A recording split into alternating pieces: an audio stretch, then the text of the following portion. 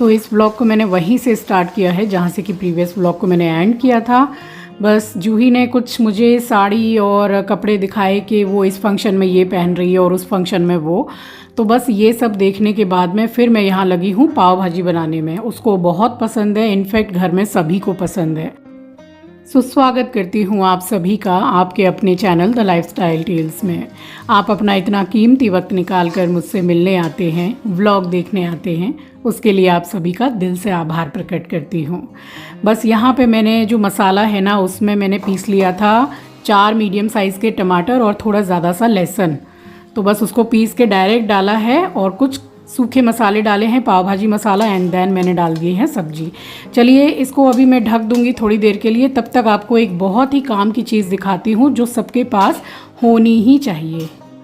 Hi everyone, तो आज आपके साथ एक चीज़ शेयर करने जा रही हूँ जो मैं खुद शादी में अपने साथ कैरी करने वाली हूँ। क्योंकि जैसा कि आप सभी को पता है कि मेरे फैमिली में शादी का फंक्शन है और वो भी बहुत ही इम्पॉर्टेंट वाला।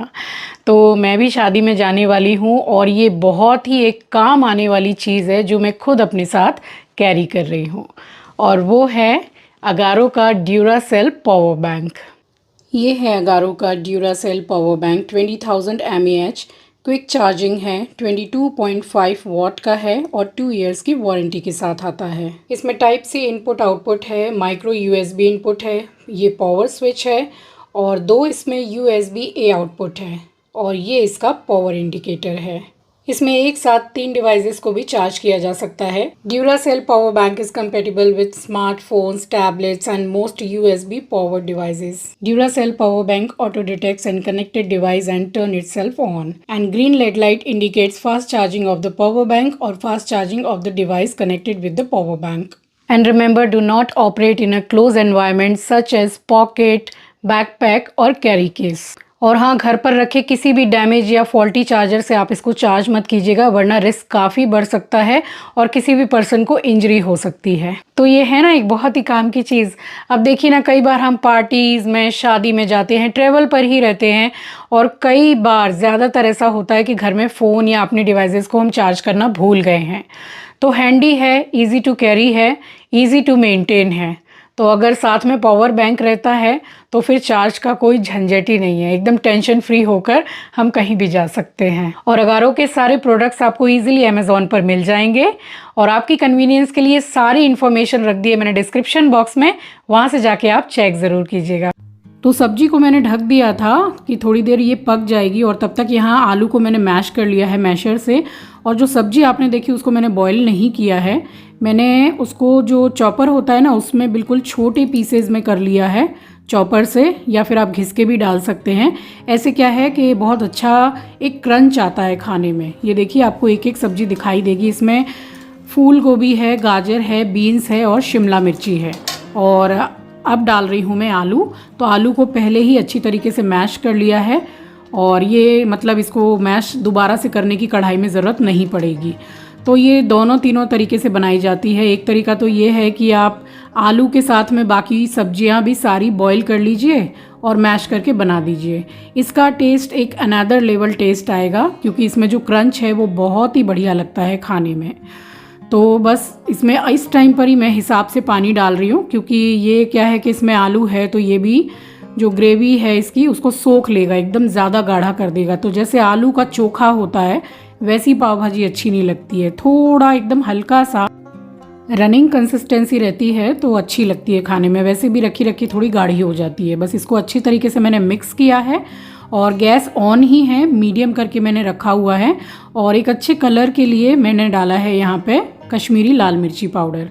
तो बाहर भी हम लोग पाव भाजी खाते हैं तो कितनी ज़्यादा लाल लाल सी रहती है, देखिए बिल्कुल परफेक्ट कलर आ गया है जैसी बाहर रहती है। तो वो लोग तो फूड कलर डालते हैं, बट आप घर पे बनाओ तो यही डालिएगा। और देखिए बॉयल आ गया था अच्छी तरीके से। उसके बाद में इसमें मैंने डाला है नमक और अभी मैं डालूँगी इसमें नींबू का रस। तो बहुत ज़्यादा खट्टी मैंने नहीं की है, फिर भी मैंने 2.5 नींबू का जो रस है वो निकाल लिया था। बिल्कुल छोटे छोटे से नींबू थे तो रस भी ज़्यादा उसमें से निकला नहीं है। अब एक्सेस जो खट्टी हो जाती है, मैंने कई बार बाहर खाई है तो इतनी ज़्यादा खट्टी होती है कि मतलब खाई नहीं जाती है। तो बस उस हिसाब से ही मैंने डाला है। हरा धनिया डाला है, फिर से 1 छोटा टीस्पून मैंने डाला है पाव भाजी का मसाला, थोड़ा सा नमक कम था वो डाला, और ये डाल दिया नींबू का रस। बस इसके बाद मैंने और नींबू का रस नहीं डाला है, क्योंकि टमाटर जो डाला है ना उससे भी हल्का सा खट्टापन आ ही जाता है। अच्छी तरीके से मैंने मिक्स किया है और फिर से इसको मैंने ढक दिया था 2-3 मिनट के लिए। ये पका है, उसके बाद मैंने गैस को कर दिया बंद और यहाँ सेक रही हूँ पाव। तो अब ये भी 2 तरीके से 3 तरीके से सेकी जाती है। सबसे पहले मैंने बटर डाला है, बाहर जैसी पाव मिलती है बस वैसी ही सेक के आपको दिखा रही हूँ, और बाहर भी दोनों तीनों तरीके से सेकी जाती है। तो बटर डाल के जो भाजी है वही मैंने थोड़ी सी डाल दी है, और थोड़ा सा डाल रही हूँ इसमें मैं हरा धनिया। तो बस इसी के ऊपर पाव को लगा दीजिए और बटर लगा के सेक लीजिए। तो एक तरीका ये हो गया, और दूसरा बटर डालिए, उसमें कश्मीरी लाल मिर्ची पाउडर डालिए, हरा धनिया डालिए और थोड़ा सा पाव भाजी मसाला डालिए और पाव को लगा के सेक लीजिए। तो वो भी तरीका ऐसा रहता है। और जो नॉर्मल घर में ज़्यादातर रहता है कि सिर्फ बटर लगा के ही सेक लिया। तो तीनों तरीके मैंने बताए आपको। वैसे ये वाली बहुत अच्छी लगती है, इसी टाइप की हम बाहर खाते भी हैं। और यहाँ बन गई थी, आपको करके दिखाती हूँ प्लेटिंग, सभी की फेवरेट थाली की प्लेटिंग। क्योंकि पाव भाजी एक ऐसी चीज़ है जो किसी को ना पसंद हो ऐसा होता ही नहीं है। क्योंकि बाहर भी निकलते हैं ना, पाव भाजी का स्टॉल रहता है तो वहाँ रुक ही जाते हैं कि भाई चलो खाते हैं। तो यहाँ ये सबसे पहली जो थाली है वो मैंने लगाई जूही के लिए, और अच्छे से मक्खन लगा के मैंने अपनी बिटिया को खिलाया है और उसको बहुत पसंद आया है। इसके बाद मैं आपको केसरी भी दिखाऊंगी जो एक रात पहले ही मैंने बना ली थी। अब देखिए अमूल गोल्ड से बनाई थी, तो उसमें जो मलाई जमी है, बाप रे बाप, इतनी ज़्यादा मतलब मोटी मलाई। अभी आपको मलाई टूटी हुई दिख रही है क्योंकि मैं 1 गिलास आंचल को दे चुकी हूँ इसमें से। सब ने चाय पी थी और उसने ये पिया है।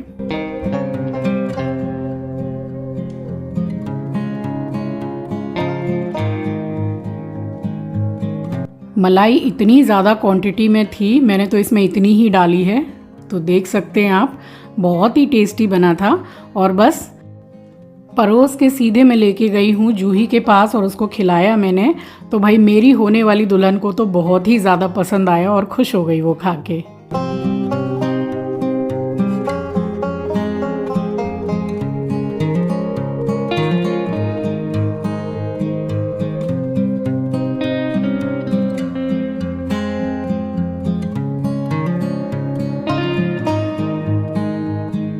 बस जूही को मैंने देने के बाद में मैंने बोला अब तू आराम से बैठ के खा। फिर सभी को दिया है, मम्मी, नेहा, मैं, आंचल, हम सभी लोगों ने खाया है। और उसके बाद में फिर टाइम हो गया था, जूही निकली फिर अपने मम्मी के पास जाने के लिए, क्योंकि एयरपोर्ट हमारे घर से पास में है काफ़ी। तो भाई हमने सोचा कि बेटी यहीं पे आ जाए और ननिहाल में उसका स्वागत किया जाए। फिर कब बेटियाँ आती हैं, फिर जब समय मिलेगा साल 1.5 साल में, क्योंकि सब आजकल जॉब करते हैं। फिर कोलकाता में भी तो मतलब नहीं रहेगी ना शादी के बाद में, तो फिर काफ़ी समय के बाद में आना होगा। तो इसीलिए फिर बेटी का स्वागत किया, उसकी पसंद का खाना बनाया और यहाँ वो निकल गई थी।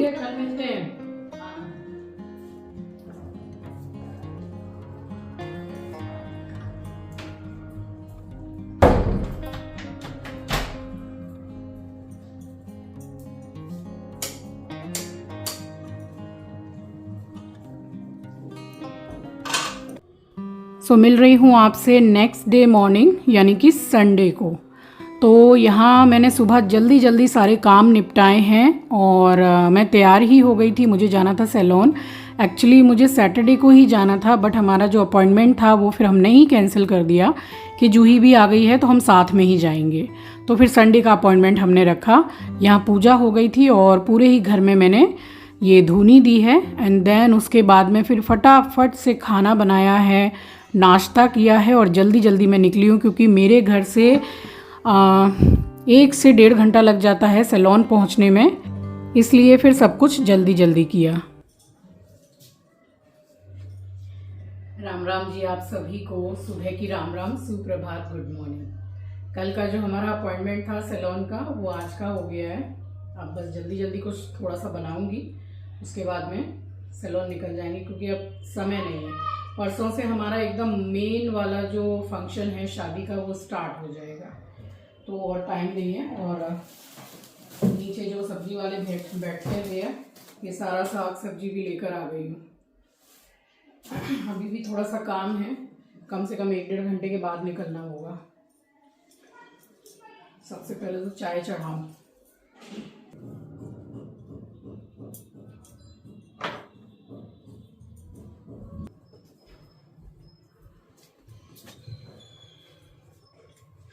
उबर बुक कर लिया है, पार्लर जा रही हूँ। जूही भी वहीं से उसी पार्लर में आ रही है। एक्चुअली निकलना था 1 घंटा पहले, बट वही है कि घर का काम वाम करने में, नाश्ता वगैरह करने में टाइम हो गया। सो अब निकल रही हूँ, 5 मिनट में उबर आ जाएगा। हेयर कलर करवाऊंगी। आप में से काफ़ी लोग मुझसे पूछते हैं कि आपका हेयर कलर कौन सा है, शेयर कीजिए। तो मैं घर पे लाके जो कलर करती हूँ वो मैं नहीं करती हूँ।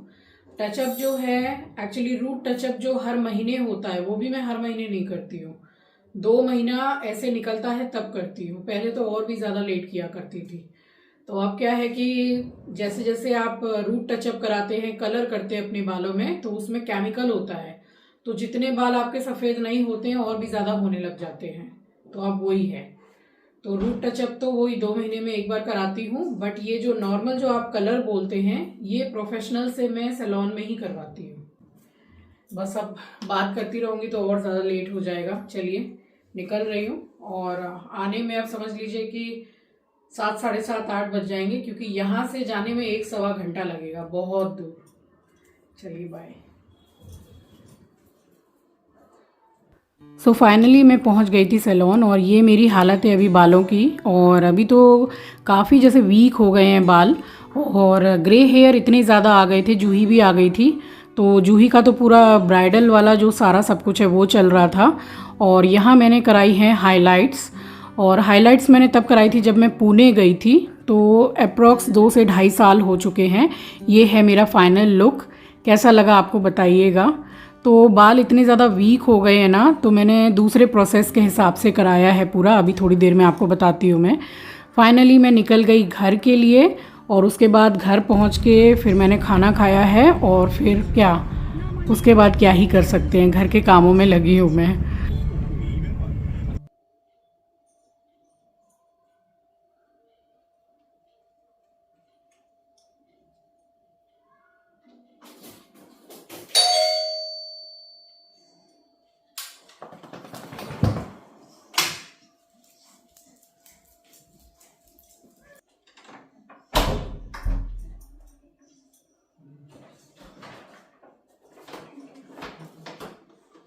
तो यहाँ मैंने मंगाया बहुत ही ज़रूरी सामान, जो जैसे कि बर्तन धोने का जो साबुन होता है वो, और जो वॉशिंग मशीन में लिक्विड डिटर्जेंट लगता है वो। तो ये सब ख़त्म हो गया था, कोलिन ख़त्म हो गया था, तो ये सब मैंने रात को ही ऑर्डर करके मंगा लिया।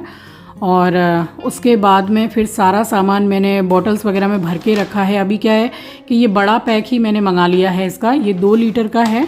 और मैं 1-1 लीटर का जो मंगा रही थी, मुझे समझ में नहीं आया कल कि जो मैं ये बेको का मंगा रही थी, ये 99 रुपीज़ का 1 लीटर का आ रहा था। फिर शायद हो सकता है कि उस टाइम पे कुछ ऑफ़र चल रहा हो, बट कल मैंने देखा तो 1 लीटर का 210 या 220 रुपया दिखा रहा था। तो फिर मैंने 399 वाला ये 2 लीटर का मंगाया है। तो अभी थोड़े दिन चल जाएगा ये। और मैं अभी साबुन ही मंगाने लग गई हूँ, क्योंकि जो मेरी हाउस हेल्पर है, तो वो क्या करती है कि जैसे बर्तन धो लिया तो स्कॉच ब्राइट वगैरह को धोएगी नहीं, वो ऐसे ही उसमें लिक्विड में डाल देती है। तो वो इतनी गंदगी हो जाती है, क्योंकि उसमें जूठन लगी रहती है। और कितनी बार मैं समझा चुकी हूँ, मगर वो समझती नहीं है। तो मैंने फिर साबुन ही मंगाना चालू कर दिया।